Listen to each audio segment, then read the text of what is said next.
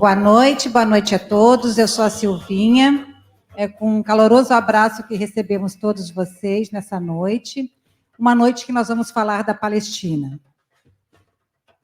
Hoje é a Nakba, 15 de maio, o dia da catástrofe palestina.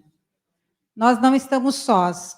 Nessa data, no mundo inteiro, está tendo manifestação em defesa do povo palestino. E aqui em Florianópolis, nós também estamos, nesta noite, presencialmente, tratando e defendendo o povo palestino, tratando desse tema e defendendo a causa palestina. O Comitê Catarinense de Solidariedade ao Povo Palestino, Khader Mahmoud Ahmad Hotman, e o Movimento de Brasileiros em Defesa do Povo Palestino, com o apoio do gabinete da vereadora Tânia Ramos, do PSOL, da Federação Nacional de Jornalistas, FENAJ, do Sindicato dos Jornalistas de Santa Catarina, do Portal Desacato Cooperativa Comunicacional do Sul, Jornal das Trabalhadoras e dos Trabalhadores do Sindicato dos Trabalhadores em Empresas e Assessoramento, Perícia, Pesquisa e Informações de Santa Catarina, Sindasp, e da Federação dos Trabalhadores do Comércio do Estado de Santa Catarina, FESESC, agradece a presença e o envolvimento de todos e todas na construção coletiva dessa mesa redonda. Então, aqui, a gente está cercado de camaradas que se dedicaram à viabilização desse encontro. Nakba Palestina, 76 anos de ocupação sionista da Palestina e 7 meses de genocídio em Gaza. Para a gente conversar sobre esse tema, nós temos 3 convidados. A primeira é Elaine Tavares, jornalista, doutora em Serviço Social, editora da Revista Brasileira de Estudos Latino-Americanos e da revista Pobres e Nojentas, e atua na Rádio Comunitária Campeche, 98.3 FM, na qual a gente chama aqui, para vir aqui, já.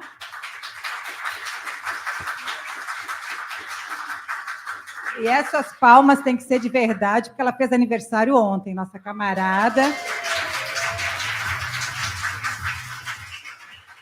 A gente vai dar um livro do Hassan, meu marido Hassan, que é sobre também a questão da Palestina, né? Vítimas de um apartheid ou ativistas silenciosos do sionismo. Esse é teu presente de aniversário. Tem que ler e depois responder, resenha e depois responder as perguntas, né?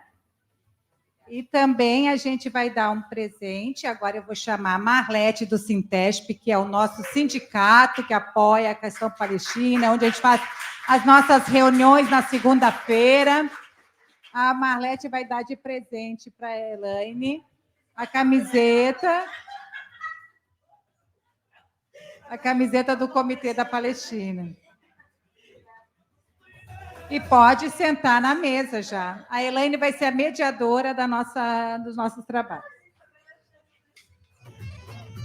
O nosso segundo convidado, né, é André Lobão, é jornalista, especialista em mídias digitais, escritor e videomaker, né, e autor do texto, né, do artigo Jornocídio, né, a morte dos jornalistas na Palestina. A gente teve uma alegria muito grande em trazer ele aqui, porque o tema, então, da nossa mesa redonda vai ser essa questão dos jornalistas serem alvos, né, nesse genocídio. Nós convidamos, então, a nossa vereadora Tânia Ramos para entregar presente para o Lobão. E já chamo a FENAJ, né, o Deba, que representando a Federação Nacional dos Jornalistas, também para entregar o presente para o Lobão.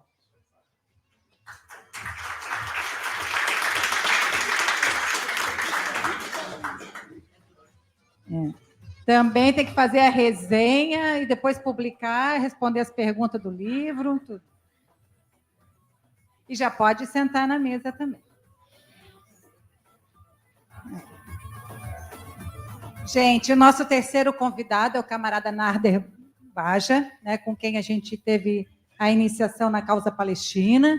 Desde a minha adolescência, trabalhei junto com ele, em Porto Alegre. E, infelizmente, até o último momento, ele não conseguiu sair de Porto Alegre, né? Vocês sabem que a catástrofe que está acontecendo no Rio Grande do Sul atingiram a todos, né? E e eles estão inviabilizados de sair, de entrar, a situação está muito grave.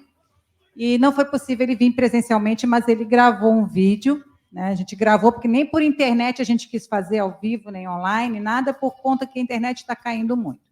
Então, ele vai ter uma participação de 15 a 20 minutos, é o vídeo dele, e aí ele vai falar sobre a ANAC, tá bom? Então, agora, a gente passa o trabalho da mesa redonda para a Elaine Tavares, que vai fazer a fala dela, né? E o Lobão também vai apresentar o trabalho dele. Depois, por último, é a gravação do Nader. Mas, antes de passar para iniciar nossa mesa redonda, nós vamos chamar a Chala, que ela vai fazer um anúncio muito surpresa, muito legal, e a gente está bem contente.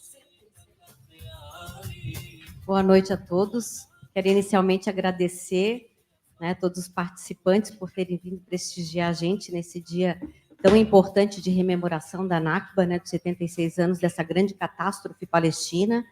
E, em especial, também agradecer aos nossos convidados, né, o Lobão, a Elaine Tavares e o Nader, né, nossas sinceras solidariedades a todas as pessoas do Rio Grande do Sul.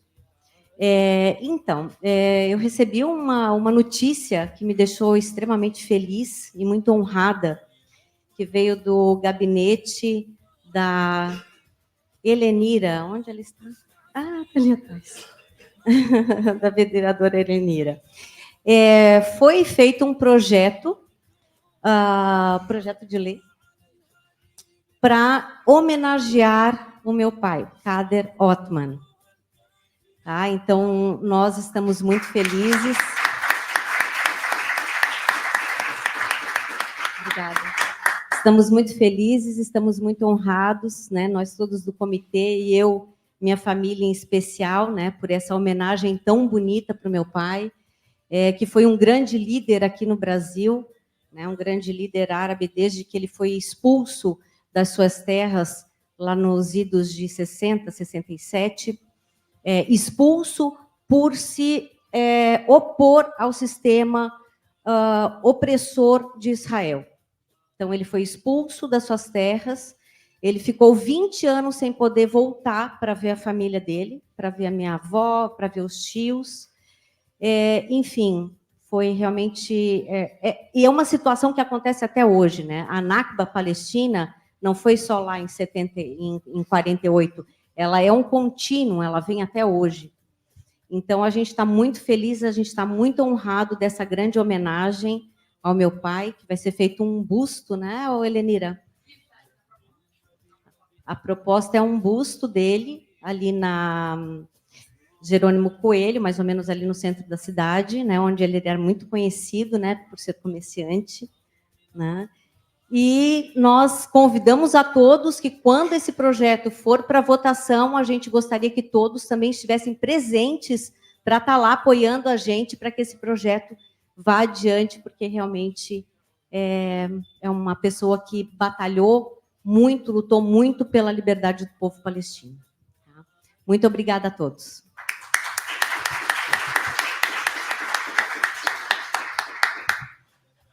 Então, o Lobão vai apresentar, né? Vai fazer a mediação, né?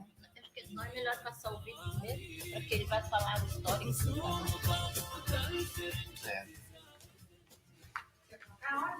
Eu acho que é melhor, porque a fala do Nader, ele fala sobre o que é o Nader. Pode ser?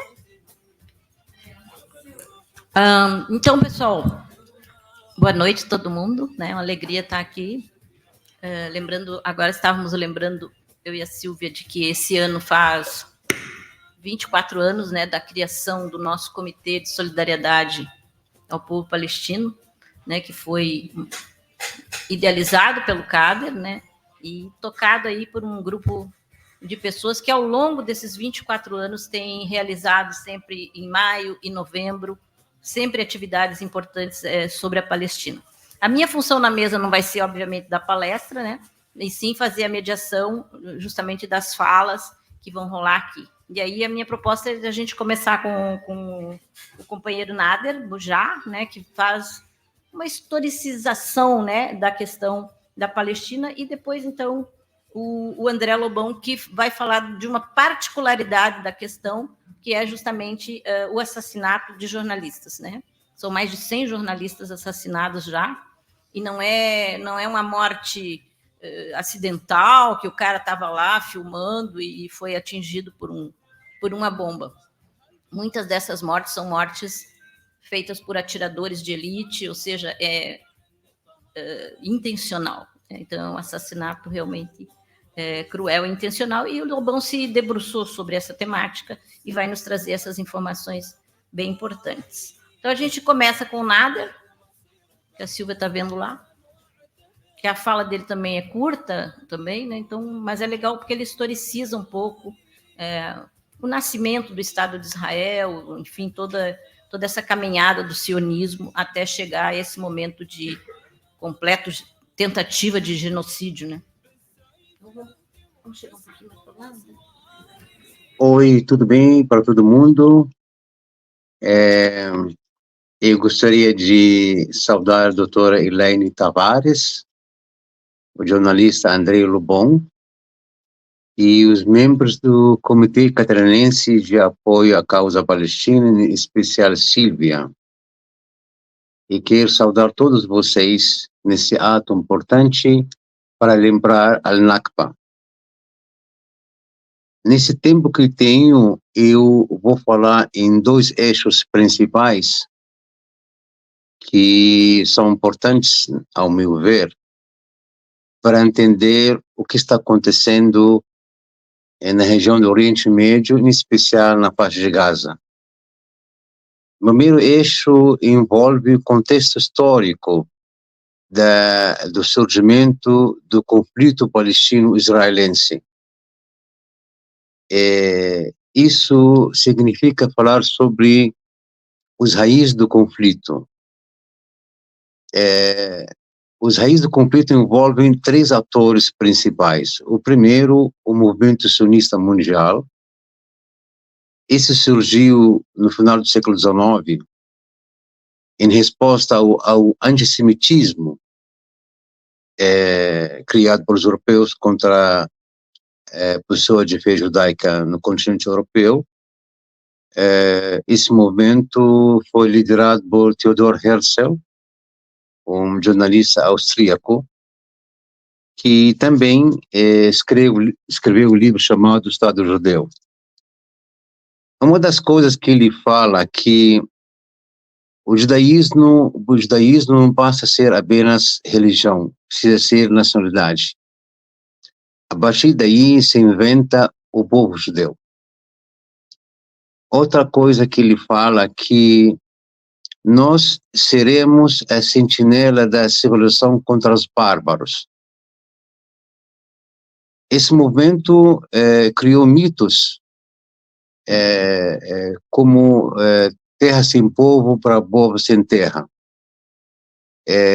Outro mito, povo eleito, terra prometida.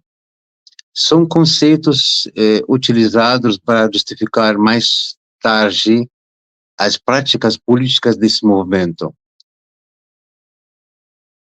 O segundo ator, a potência britânica. Esse movimento sionista, que vamos definir como um movimento político de cunho racista, colonialista, que tinha o objetivo de criar um lar nacional para os judeus num lugar. Ainda a Palestina não era escolhida. Esse movimento se aliou com a potência britânica, pois a potência britânica também estava procurando um lugar, esse lugar no Oriente Médio que onde começam a surgir as notícias de uma energia, o petróleo, é uma região estratégica também. Então, o movimento sionista faz aliança com essa potência e o movimento sionista juntos criam uma aliança importante no sentido de que a potência britânica emite promessa Balfour.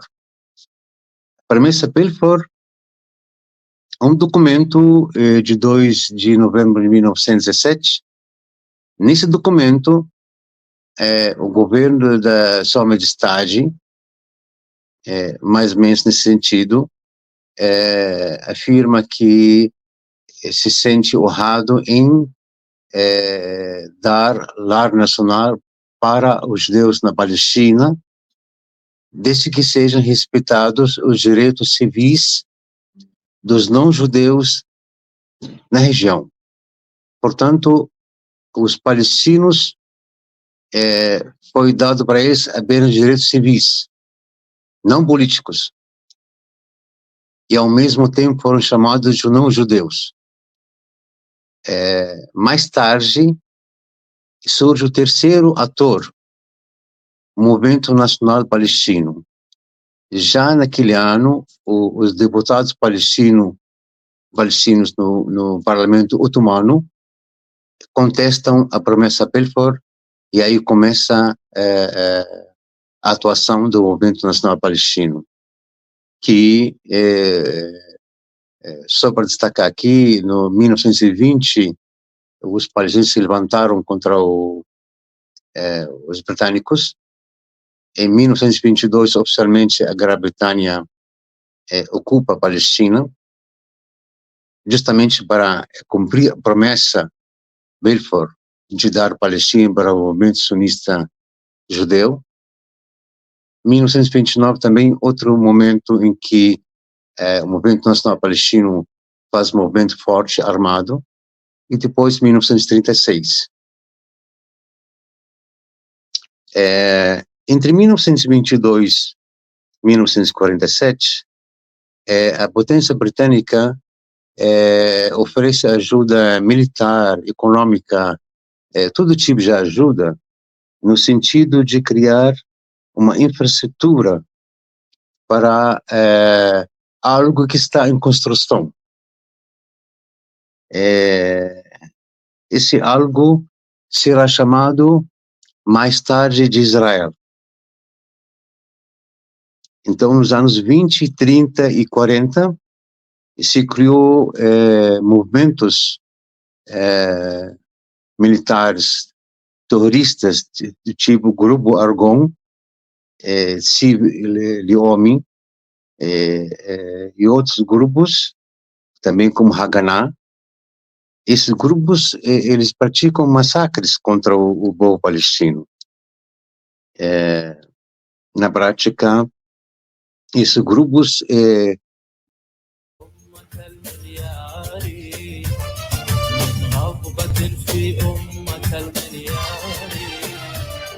اليوم تنشر سادة الكفار أرسام تشنع سيد الأخيار لا تظنوا إن تروني صامتون أرضى على الهادي بذات العاري شاهدت وجوه الكافرين فإنهم جهلوا الهدى ومناقب المختار أبدا فلن نرضى النساء ويلكم من غضبة في أمة المليار من غضبة في أمة المليار.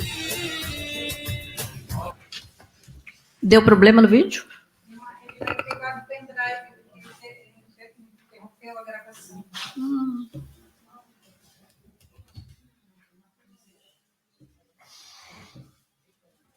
Tecnologia.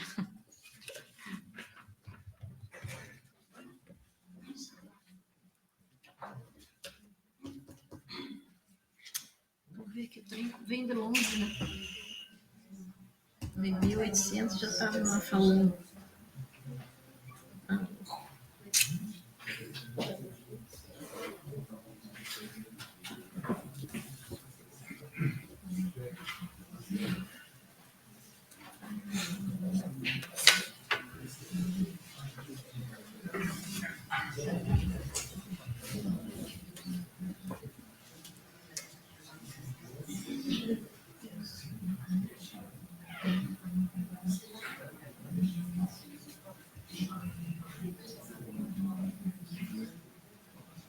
Tu acha a gente fazendo rádio aqui? fazer um papo? Como assim? Um rádio para cobrir o buraco? Não sei. Vai...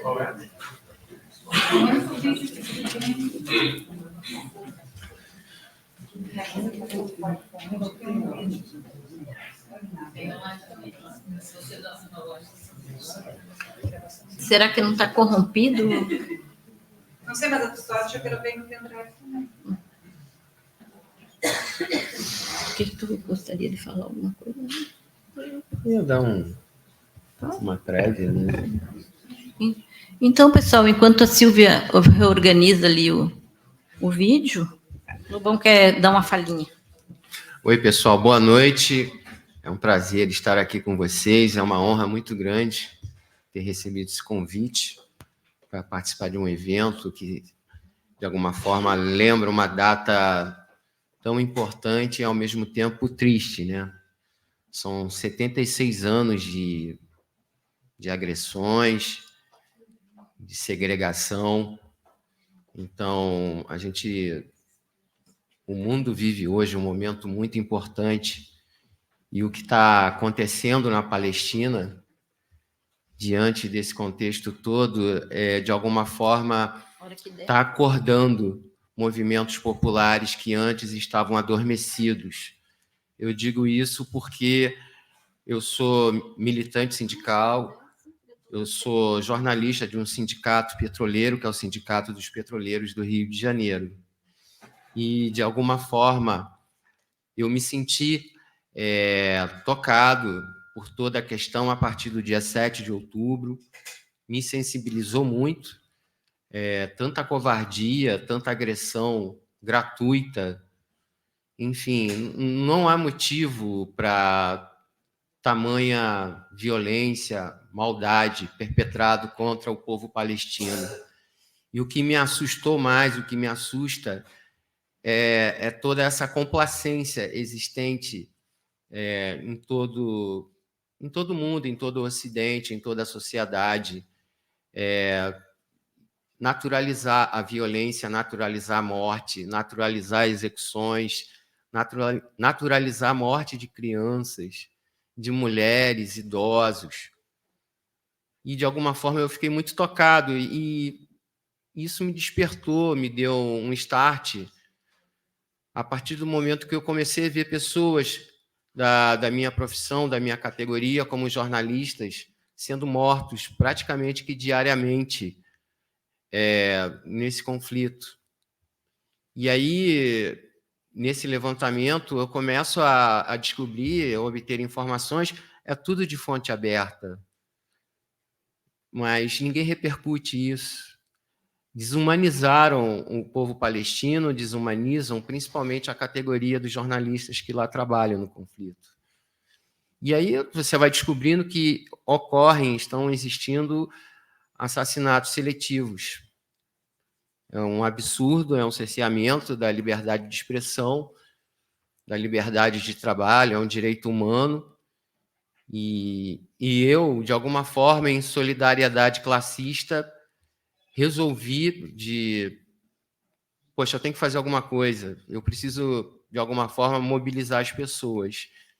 E então comecei a produzir esses conteúdos relacionados à Palestina. Já a gente está conseguindo publicar, eu tenho uma coluna no Brasil 247, tenho publicado na Fórum, e outros veículos progressistas também estão repercutindo, replicando esse material. Então, enfim, eu acho que dado um momento, a gente não pode deixar de lado o que está acontecendo na Palestina. A gente não pode encarar como mais uma informação que a gente vive num mundo de tanta produção de informação, mas ninguém está assimilando nada. Então, esse é o momento, chegou a hora de se fazer isso, de assimilar, de entender o que está acontecendo na faixa de Gaza, na Cisjordânia, em outros lugares também, mas hoje o que está tocando e o que está, de alguma forma, afetando nossas vidas, porque hoje Israel é um berço, é a principal referência da extrema-direita mundial. E a gente percebe que, claro, no Brasil isso está acontecendo, governos estaduais, municipais, governo federal. A gente tem um presidente da República que está lutando contra essa referência existente. Temos um Congresso Nacional, 324 deputados, pelo menos, que se assinam como ruralistas, se assinam como de direita e de extrema-direita. E, com certeza, 90% deles se identificam com o movimento sionista. É o parlamento, o nosso parlamento, 50 senadores no universo de 80, governos de Estado. Eu moro no Rio de Janeiro e percebo, o Rio de Janeiro tem um problema crônico de segurança pública. Eu moro próximo a uma comunidade, que é o Complexo do Alemão. E lá vejo a metodologia. O vídeo que eu vejo do Instagram, sobre o que ocorre em cenas lá em Gaza, em Cisjordânia, agressões contra pessoas, eu já cansei de ver aquele tipo de tratamento dado lá nas comunidades do Rio. Eu, por exemplo, já sofri isso. Eu tinha 14 anos de idade, eu morava num barraco, a polícia simplesmente, 7 horas da manhã, invadiu a minha casa com o pé na porta. E isso acontece hoje na Palestina, acontece na Cisjordânia. É um método. É uma situação que está muito próxima da gente. E muita gente acha que não está nem aí, mas é verdade, está acontecendo. E amanhã pode acontecer aqui. Enfim, esse era o recado, era um pequeno preâmbulo da nossa apresentação. Então, a gente quer saber se vamos continuar vendo o vídeo ou se a gente, então, já passa a fala do... Hã? Tá. É só para não ficar no silêncio, né? Aí ele já deu um... Como a gente diz em rádio, tapamos o buraco. Tapamos o buraco. Uma infraestrutura para algo que está em construção. Esse algo será chamado mais tarde de Israel. Então, nos anos 20, 30 e 40, se criou movimentos militares terroristas do tipo Grupo Argon, Leomi, e outros grupos, também como Haganah. Esses grupos, eles praticam massacres contra o povo palestino. Na prática, esses grupos promovem a limpeza étnica, onde eles varrem do mapa 532 aldeias e cidades palestinas. Isso, mais tarde, em 1947, a ONU, a Assembleia Geral da ONU, recomenda a partir da Palestina, onde foi dado 56% para o Estado judeu, 43% para o Estado árabe e 1% para lugares sagrados. Naquele tempo foi dado 2/3 da Palestina para 1/3 das pessoas que eram judeus. E 1/3 da Palestina foi dado para 2/3 que são os palestinos. Assim, começa, de fato, Al-Nakba. Al-Nakba é um termo árabe que significa catástrofe, onde entre 750.000 a 800.000 palestinos foram expulsos, onde uma sociedade inteira foi destruída. Então, a partir desse ano, a Palestina deixou de existir no mapa geográfico. No lugar foi criado o chamado Estado de Israel. Vejam que a Resolução 181, uma recomendação, onde, de ponto de vista jurídico internacional, precisa criar uma comissão específica para implementar a resolução, só que os grupos terroristas, eles tomaram conta dos territórios, o que nos leva a concluir que Palestina foi não só a área de 67, mas toda a Palestina histórica está militarmente ocupada por os grupos terroristas que mais tarde vão se formar o exército israelense. E depois vem a resolução 194, que exige o retorno dos refugiados. Aliás, Israel, quando apresentou o pedido para ser membro da ONU, a ONU diz que vocês têm que cumprir a resolução 194. Israel diz que sim, vamos cumprir. Depois que foi aceita como membro da ONU, nunca mais cumpriu. Aliás, Israel não cumpriu nenhuma resolução da ONU. De 1948 até 6 de outubro de 2023, Israel praticou todas as formas de repressão contra os palestinos, repressão política, econômica, religiosa, social, psicológica. Israel é um Estado que tem características específicas, um Estado racista, um Estado terrorista, um Estado expansionista, né?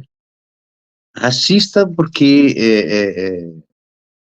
um Estado que pratica racismo contra os não-judeus. Os não-judeus são os árabes, são os palestinos. Estado expansionista porque Israel praticou a guerra em 1948, 1956, 1967, 1982, a primeira intifada em 1987, e 2000 contra o Líbano, além das guerras, em especial contra a faixa de Gaza, 2008, 2012, 2014, 2018, e a última guerra, e agora está em curso, que vamos daqui um pouco falar sobre isso também.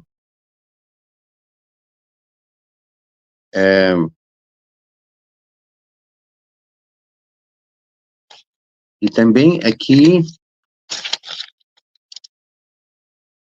nesses 75 anos, Israel, ela confiscou terras, ela prendeu vários palestinos. Só para vocês terem ideia, entre 1967 até hoje, mais de 1 milhão de palestinos foram presos, de alguma forma ou de outra. E também Israel sempre violou e está violando os lugares sagrados muçulmanos cristãos. Israel está constantemente confiscando terras palestinas, né? Mesmo com os acordos de Oslo, que a direita palestina realizou em 1923 com Israel, Israel não respeitou nenhum ponto, nenhum item desse acordo e continuou sempre confiscando mais terras.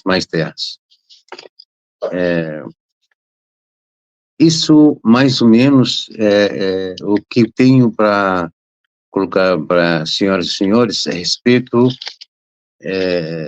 das raízes que envolvem o surgimento do conflito.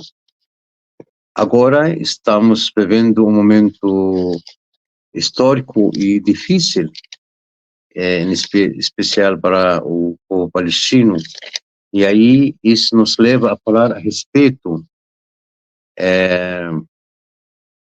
da guerra, ou não vou chamar de guerra, é o correto chamar de genocídio, que está sendo praticado por parte de Israel contra os palestinos. Precisa colocar de forma mais correta possível que a resistência palestina, no dia 7 de outubro, ela respondeu tudo isso, ambiente político criado, um ambiente de total esquecimento da questão palestina por baixo do mundo, por baixo dos países, alguns países árabes, né? tipo Emirados Árabes Unidos, Bahrein, Arábia Saudita, Egito, Jordânia, Marrocos, esses alguns países árabes que, infelizmente, também normalizaram relações com Israel. Isso, para os palestinos, significa uma atestado de morte para a questão palestina. No dia 7 de outubro, Hamas, movimento de resistência islâmica, atacou, juntamente com outros grupos de resistência palestina, tipo Jihad Islâmica, Frente Popular, até um setor da Al-Fatah também, e Frente Democrática, e demais grupos. Nesse dia atacaram 80 posições militares israelenses. Nesse dia, de fato, o plano original era apenas capturar soldados e fazer uma troca com Israel mais tarde. Mas o que ocorreu foi que o sistema militar israelense desmoronou naquele dia e entrou em caos todo o sistema israelense. Demoraram 12 ou 15 horas para reagir. A resistência capturou soldados e até um general israelense. Isso explica a ira israelense. Israel ela não esperou isso e nunca pensou que um dia a resistência palestina pode fazer esse tipo de ação contra ela. Depois do ataque, Israel iniciou esse genocídio contra os palestinos, que até os dias de hoje temos mais de 35 mil mortos, 78 mil feridos. Israel praticamente destruiu 70% da faixa de Gaza. Atacou hospitais, mesquitas, igrejas, sistema educacional, infraestrutura básica civil, atacou centros civis, atacou prédios de justiça. Ou seja, Israel praticando uma terra arrasada contra a faixa de Gaza. Mas, ao mesmo tempo, os palestinos hoje estão na maior batalha, a maior batalha que estão realizando contra a ocupação israelense desde 1948. Eu considero isso. Israel é um Estado que, durante os 75 anos, se apresentou como Estado moderno, Estado forte de ponto de vista militar, econômico, a única democracia no Oriente Médio. Essa imagem que Israel construiu para a opinião pública mundial, essa imagem se descobriu que não é isso Israel. Israel, o mundo descobriu como um Estado genocida, um Estado selvagem, um Estado que mata mulheres, crianças, um Estado que não respeita leis internacionais, não respeita convenções. Então, de fato, os palestinos estão pagando um preço muito alto por resistir a essa ocupação israelense, mas também temos exemplos como o povo vietnamita contra a ocupação norte-americana, o povo da Argélia contra a ocupação francesa. A libertação tem um custo, infelizmente, custo em civis muito alto. Israel até agora só sabe fazer isso, né? Porque o histórico de Israel é esse, é a prática de crimes.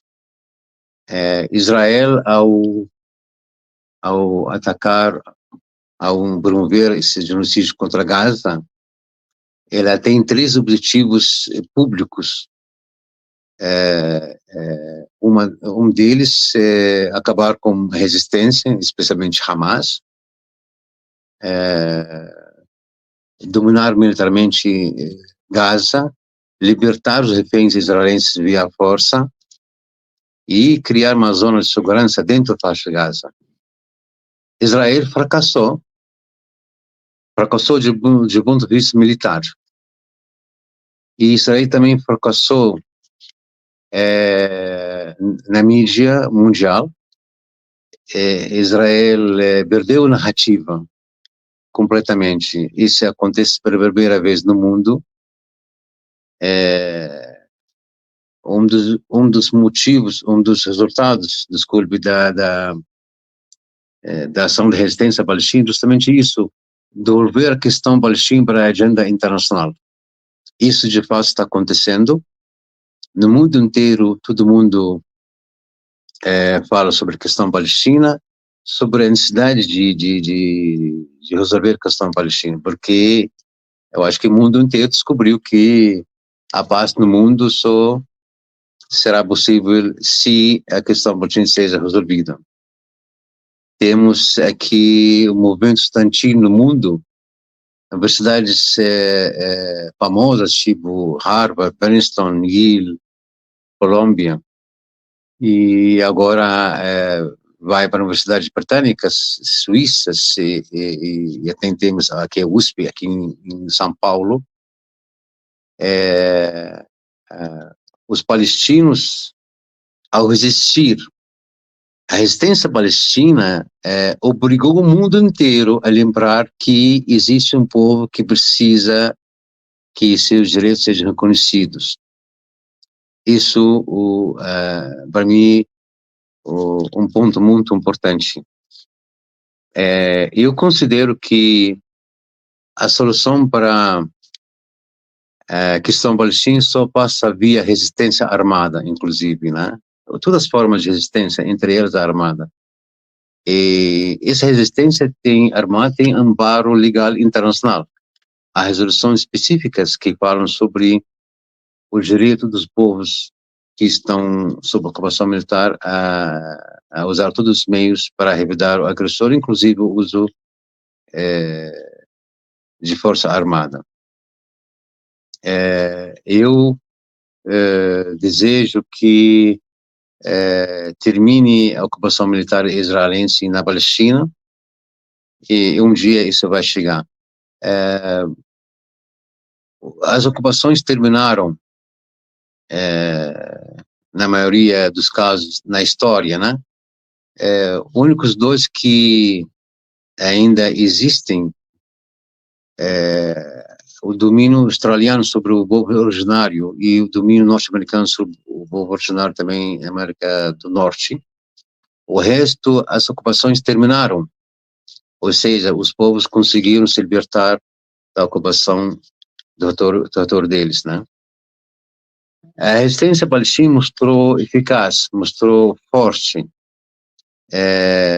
Também temos um apoio importante por parte do eixo da resistência, resistência libanesa, especialmente Hezbollah, resistência iraquiana, a resistência dos palestinos também na margem ocidental, na Cisjordânia também, outra frente.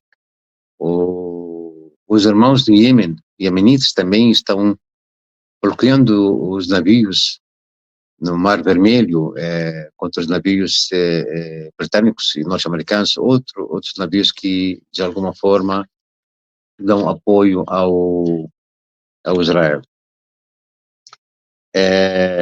Eu gostaria de finalizar e dizer que os palestinos agora, depois de 8 meses de resistência contra o genocídio que está em curso em Gaza estão muito fortes, estão, apesar do custo alto dessa resistência, mas as mortes das crianças e mulheres em Gaza devem ter uma lição para todo mundo, que as ocupações devem ser semi-denunciadas, os criminosos de guerra devem ser julgados perante tribunais penais internacionais. E nesse momento, vou pedir para cada um de vocês que ficam com os palestinos, defendam os palestinos, porque os palestinos estão na linha de frente para defender o mundo onde os princípios humanos, justiça, humanidade, são princípios que devem reinar no mundo. Os palestinos estão defendendo um mundo igualitário, um mundo justo, contra um mundo selvagem, um mundo que só veja seus interesses. Os palestinos estão contra governos da Itália, França, Alemanha, Canadá, Austrália, Estados Unidos, Canadá. Esse mundo ocidental imperialista que está também dando suporte ao Israel. Israel sozinha, os palestinos podem facilmente derrubar Israel. Mas vocês viram que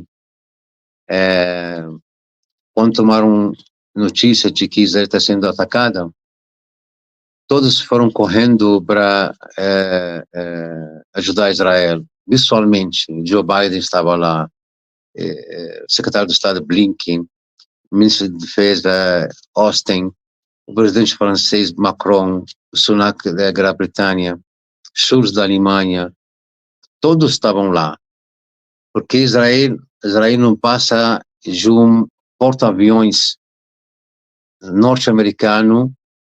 O maior porta-aviões norte-americano no Oriente Médio custa barato. Essas palavras são do ex-ministro de Defesa norte-americano Alexander Hick, de 1982.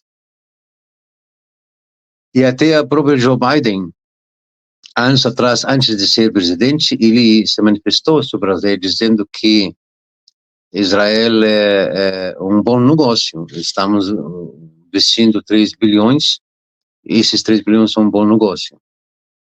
Porque os Estados Unidos, se não tivesse Israel, eles iam inventar Israel, como ele disse, Joe Biden, né? Porque nesse caso, os Estados Unidos, eles precisam colocar lá talvez 10 porta-aviões que vão custar 50 bilhões por ano. Então era mais barato ter Israel na região para representar os interesses ocidentais, especialmente norte-americanos, e para combater qualquer nacionalismo árabe na região, inclusive o palestino. Ficam com Palestina, ficam com Gaza. Muito obrigado.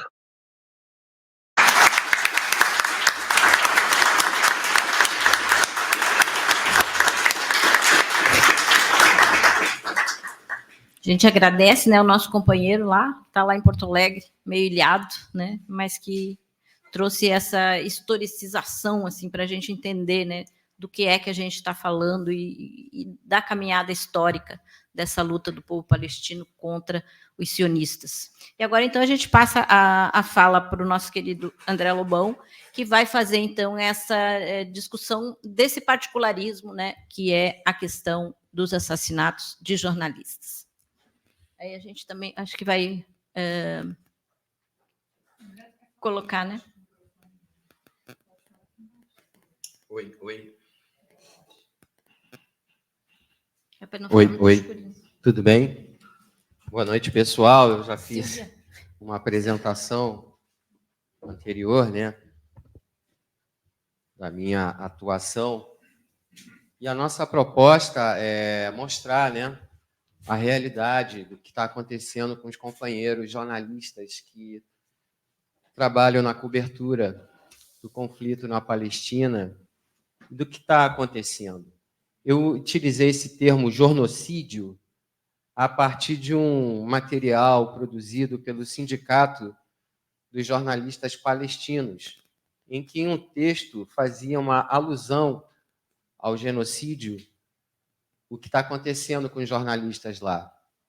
E quando eu publiquei essa reportagem, no momento, eram registrados acho que 105 mortes. Enfim, isso eu achei interessante aplicar esse termo para dar a verdadeira dimensão do que está acontecendo com nossos colegas de profissão. Enfim, eu já tinha falado anteriormente que vejo a necessidade de uma solidariedade classista. Eu até reforço esse pedido ao querido Aderbal, que está aqui representando a FENAGE. É importantíssimo. Sindicatos locais, trabalhadores, jornalistas, que passem seus olhos ao que está acontecendo na Palestina, na faixa de Gaza, enfim, na Cisjordânia. A gente vai apresentar para vocês dados, né? A gente não pode se resumir somente aos dados. Os números por si, de alguma forma, acabam desumanizando a questão. A gente quer também contar, eu vou contar para vocês algumas histórias que eu coletei a partir de personagens que foram assassinados e personagens que ainda sobrevivem aos ataques. Existem pessoas que ainda estão presas, chamam alegadamente de prisão administrativa. Uma pessoa perde a sua liberdade e é cerceado no seu direito de ir e vir por pertencer a uma outra etnia, ser palestino. Simplesmente uma prisão administrativa. Não há julgamento, não há justiça. Enfim, pode passar a próxima página. Enfim, é uma realidade de perseguições e crimes promovidos pelo Estado de Israel contra profissionais de comunicação. Isso não fica restrito somente aos jornalistas em si. Existem profissionais que são operadores de vídeo, chamados cameramen, que também estão sofrendo bastante. A gente observa profissionais que, feridos, retornam ao trabalho, amputados, como cinegrafistas. Enfim, não desistem. É uma resistência que comove e nos deixa, de alguma forma, passa uma mensagem de luta, que a gente nunca pode desistir, apesar de tudo. Próxima, por favor. Opa. Bom, antes de 7/10, já existia um panorama de perseguição contra profissionais de comunicação, contra jornalistas. Existe um relatório que foi divulgado em 2003 pelo Sindicato dos Jornalistas da Palestina, referente ao ano de 2022. Esse relatório indica que foram registrados 900 episódios que envolviam crimes, violações e represálias contra profissionais de jornalismo. Nesse relatório, constavam que 52 jornalistas foram deliberadamente alvejados por soldados da Força de Ocupação de Israel, com munição letal. Foram alvejados com o intuito de serem assassinados. Isso precisa ser bastante enfatizado, dito, coisa que a grande mídia comercial, internacional, tenta, de alguma forma, eufemizar. Não dá a devida seriedade ao tratamento dessa questão, que é o assassinato de jornalistas. Bom, outros 95 profissionais foram feridos em campo, por meio de bombas de gás lacrimogênio, granadas de efeito moral e canhões de água. Canhão de água, você já, obviamente, algum momento da sua vida participaram de algum ato, enfim. Eu participei de uma cobertura muito importante, que foram os eventos de 2013, os famosos protestos anti-Copa do Mundo. E lá no Rio de Janeiro foram utilizados bastante esse tipo de equipamento de bomba, jato de água. Então, se pega numa região do tórax ou na cabeça, pode provocar um sério ferimento, até mesmo de morte, por conta do impacto que tem. Então, isso acontece assim sempre, no momento que forças de segurança de Israel tentam demover, impedir algum protesto, algum ato lá na Palestina.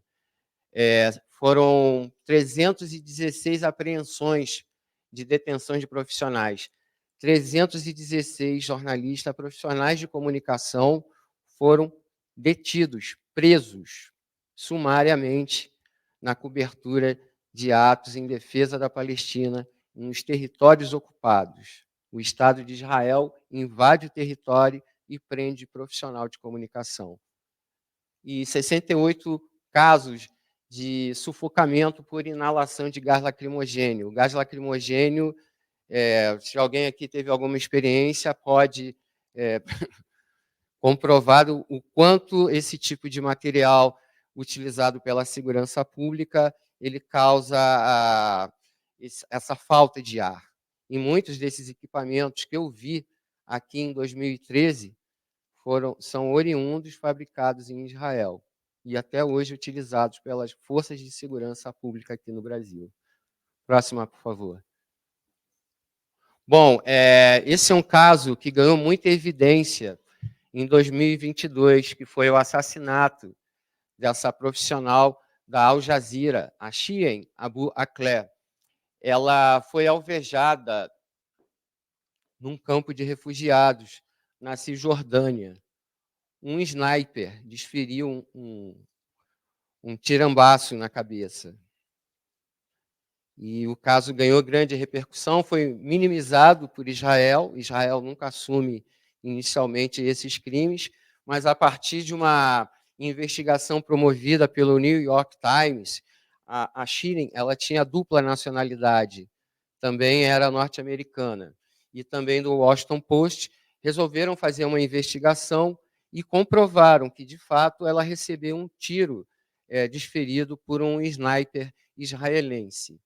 Bom, após isso, ocorreram investigações do Alto Comissariado das Nações Unidas para os Direitos Humanos e do Departamento de Estado dos Estados Unidos. O próprio Departamento de Estado dos Estados Unidos confirmaram que Israel foi responsável pelo assassinato dela, de Shireen. Só que Israel não faz questão de ir adiante nas investigações, não identificou até o presente momento o autor do disparo. E o assassinato é mais um que está impune por conta da política de Estado de Israel. Avançando, por favor.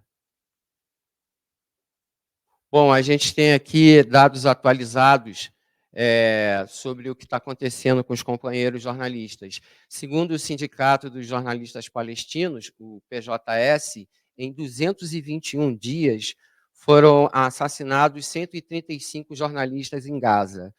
Veja bem, esse número é referente a jornalistas palestinos, mas sabemos que existem incursões de Israel nos territórios, no território do Líbano.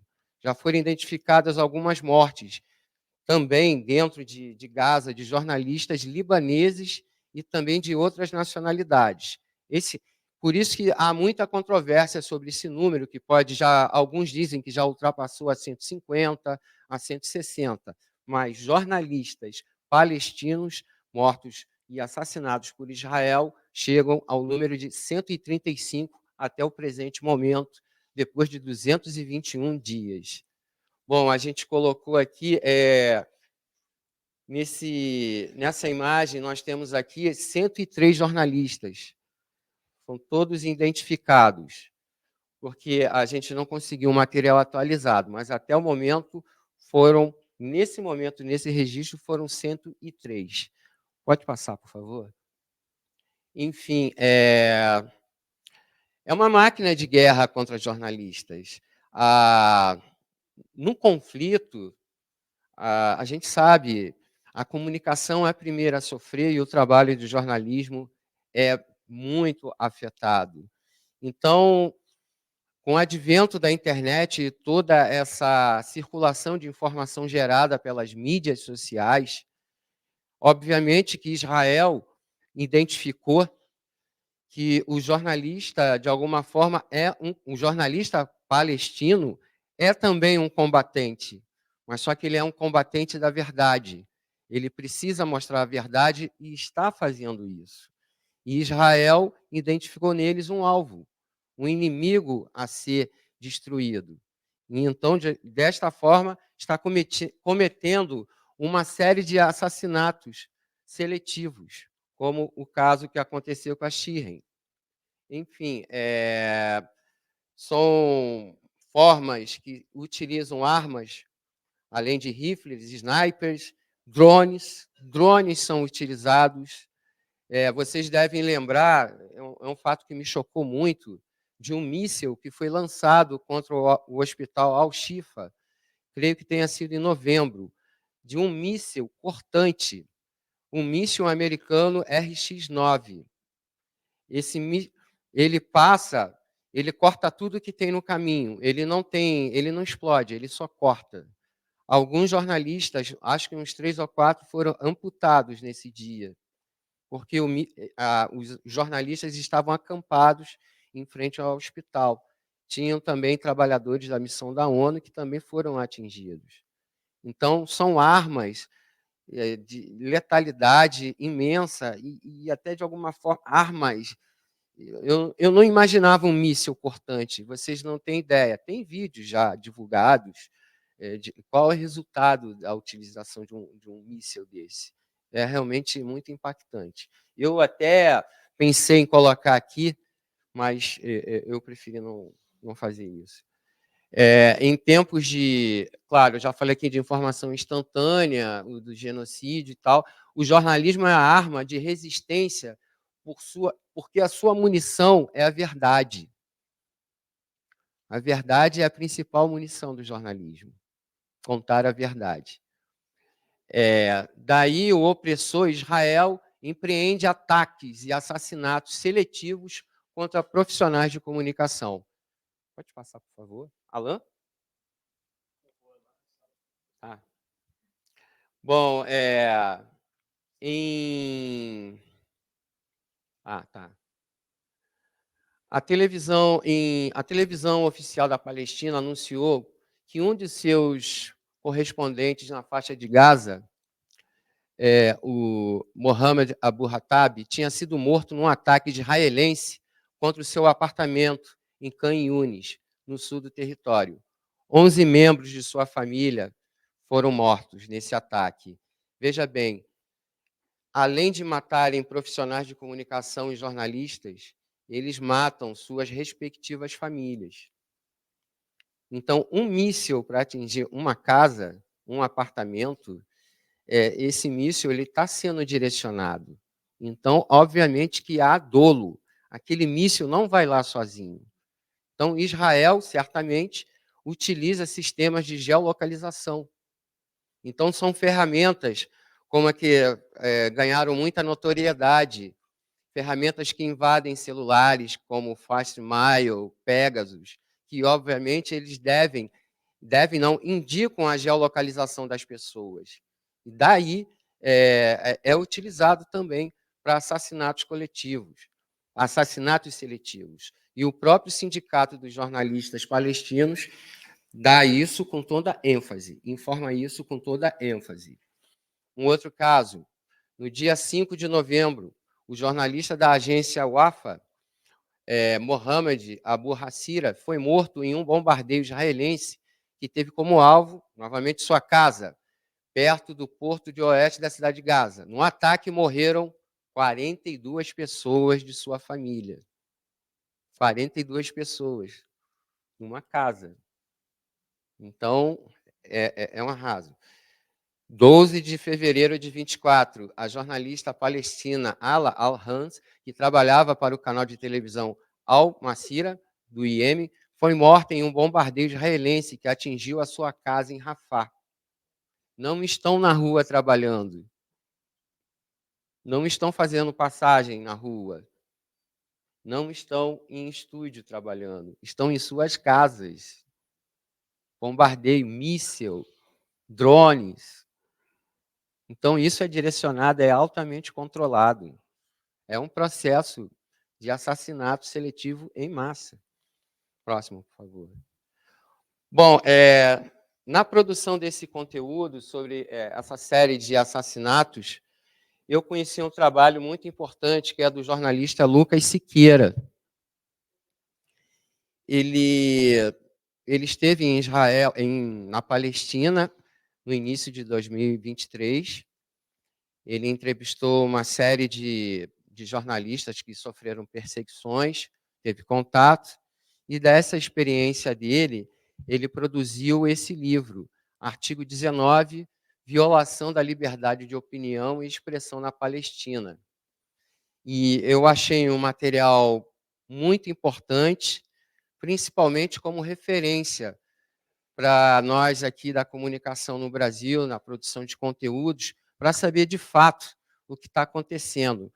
Porque aqui a gente é abastecido, nós somos abastecidos por informações já condensadas pela grande mídia comercial, que apresenta de forma parcial a sua preferência por informes que, de alguma forma, minimizam, como no caso, a morte de jornalistas palestinos na cobertura do conflito. O livro Artigo 19 é dedicado, segundo o Lucas, aos jornalistas mortos e perseguidos na cobertura dos ataques a Gaza, e procura dar uma dimensão real dos direitos internacionais que estão sendo violados nas formas utilizadas por Israel, né, para cercear a circulação de informação que está acontecendo na Palestina. Próximo, por favor.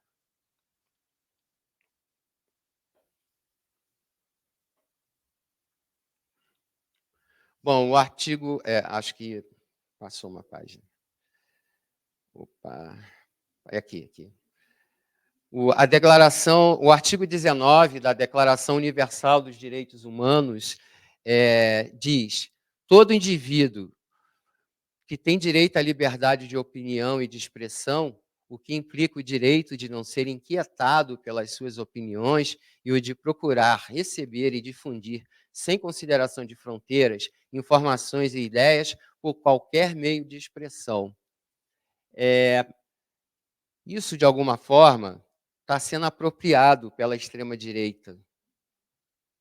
E a gente precisa ficar muito atento a isso. São maliciosos demais. Então, a liberdade de opinião que eles tanto edificam tem no seu bojo o ataque, a difamação, a mentira e a injúria, não a verdade. Eles usam esse artigo para realizarem manipulações.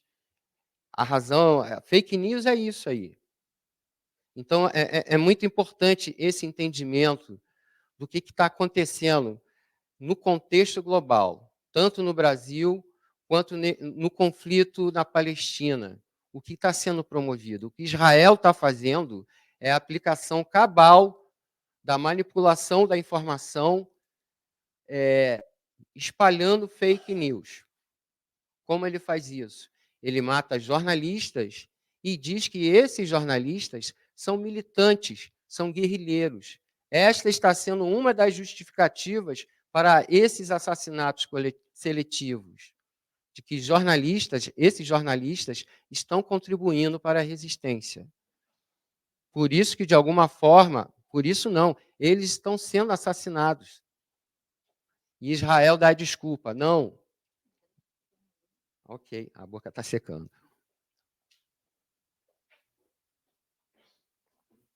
Esse livro do Lucas, ele está disponibilizado, você pode baixar gratuitamente. Até que eu coloquei até o QR Code. Vocês podem apontar, que é um material muito legal, denso, dá toda uma... Não sei se vocês terão que se aproximar, mas dá toda a dimensão do que está acontecendo na Palestina, apresenta um histórico, tá? E ao longo de todo esse processo da Nakba, dos 76 anos. Então, perseguição a jornalistas já acontecem há muito tempo. Há muito tempo. Próxima, por favor. Já coloquei aqui, né, o artigo 19, a publicação, denuncia a violação de direitos humanos que sofrem jornalistas palestinos e sobre o boicote e censura interna por parte do Estado de Israel, bem como a conivência externa de outras instituições da mídia internacional e também de universidades. Eu não me lembro o nome de qual foi a universidade americana, Elaine, que a reitora foi afastada. Não lembro o nome. Ela foi afastada por estar condenando os ataques de Israel contra a população palestina.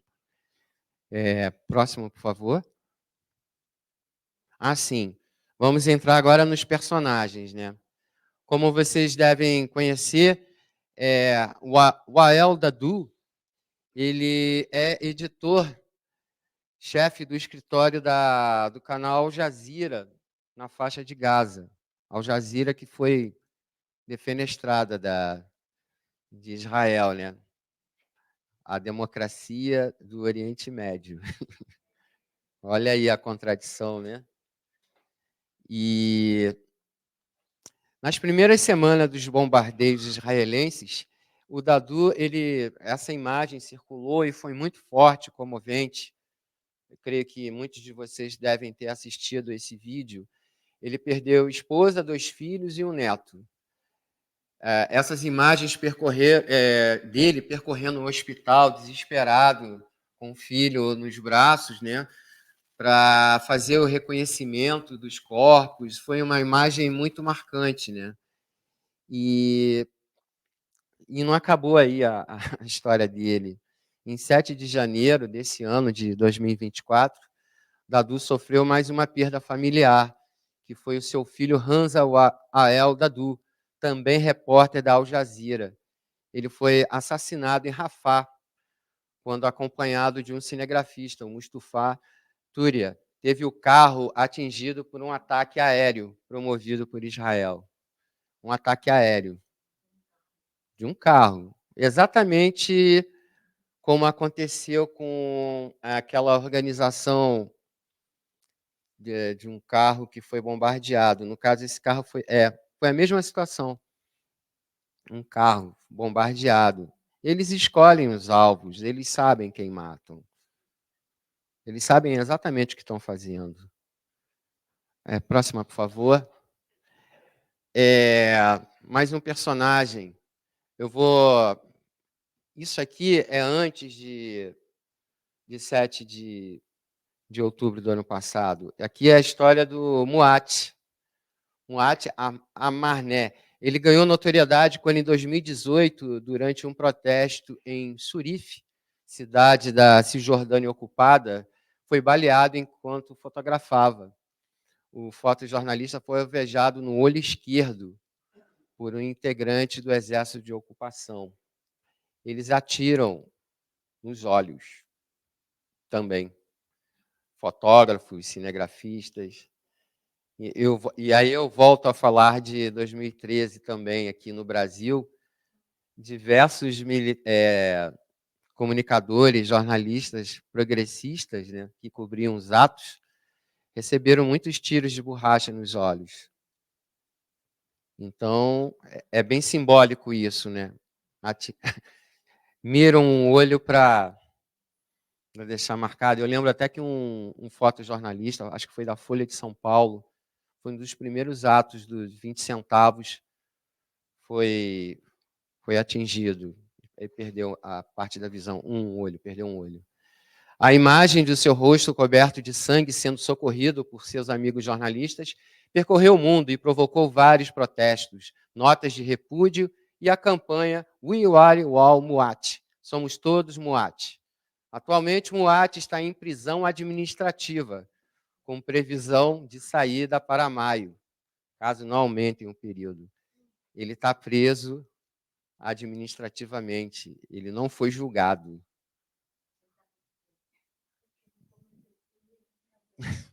Ele está preso desde 2022. Mais um personagem, Adhan al-Hajar, foi baleado na Grande Marcha do Retorno de Gaza, em abril de 2018. Todos eles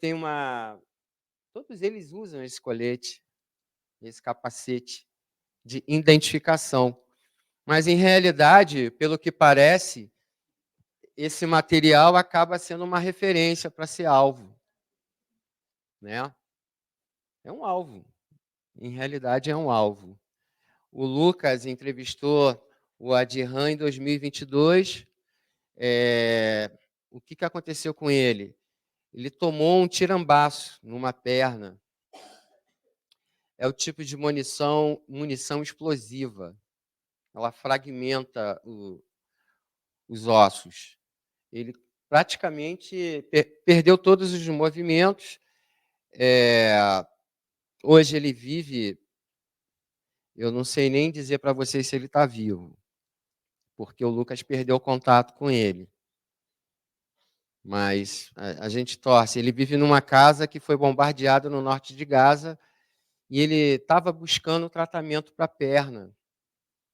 Até, enfim, não estava conseguindo porque Israel não permite acesso ao sistema de saúde local, aos palestinos, para esse tipo de ferimento, de tratamento. Próximo, por favor. Bom, aqui é um momento que eu fiquei, assim, bem indignado, né? A falta de solidariedade, né? Entre 1º e 9 de março, a convite da Federação Israelita do Brasil, a CONIB, da Federação Israelita do Estado de São Paulo, FISESP, e da Stand It Us Brasil, para acompanhar, foram convidados jornalistas para acompanhar os desdobramentos do que é chamada Guerra de Israel contra o Hamas. Quando a gente sabe que, aos olhos do mundo, o que está ocorrendo é um genocídio contra um povo, e não uma guerra. Né? E o que aconteceu? Essas entidades bancaram essa viagem a profissionais da TV Bandeirantes, da CBN, que é Sistema Globo, da CNN, do Estadão, do Globo, TV Cultura, do UOL, e de programas independentes como o Manhattan Connection e o André Marinho Show. Não é engraçado, não. Eu fiquei assim, nenhum desses caras, desculpa o palavrão, nenhum desses caras que foram, nenhum profissional, nunca publicaram nada em suas mídias. Eu fui lá fuçar Instagram, Twitter, nenhuma fala, nenhuma declaração de solidariedade aos 135 jornalistas palestinos mortos no conflito.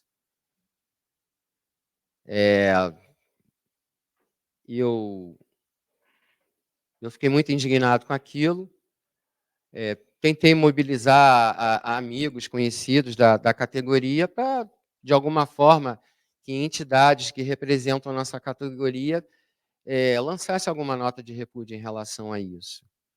E não deu muita repercussão. Os caras foram lá, tiraram fotos, como vocês podem ver, bandeira de Israel, enfim.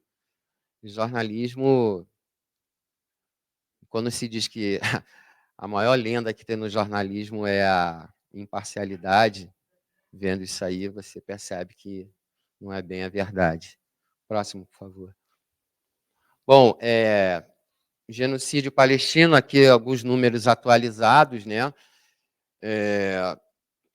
Na faixa de Gaza, até o dia 14, que foi ontem, já são registrados 35.150 mortes, com pelo menos 79.100 feridos. Quando você chama de feridos, são pessoas que foram amputadas, a maioria das vezes amputadas, o que vão sofrer sequelas permanentes para o resto de suas vidas.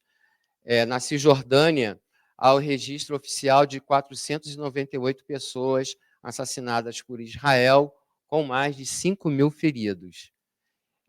Israel, como todos sabem, invadiu a cidade de Rafah, onde estão refugiadas mais de 1,5 milhão de pessoas, mas fechou o cruzamento de Rafah, reduzindo ainda mais a quantidade de ajuda humanitária.